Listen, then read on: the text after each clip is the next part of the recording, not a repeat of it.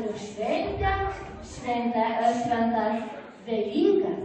Ir paminėti atvelykį, kuris prasideda po sekmadienį, yra po šventų Velykų ir tarsi užbaigia Velykų šventę.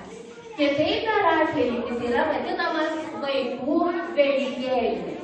Na, mes visi nusprendėme jas ir atšvęsti. Ir labai smagu ir džiugu, kad į šią šventę atvyko pati Velykų bobutė. Atvežiau jums visiems daug margučių. Linkiu visiems smagiai pasiimti.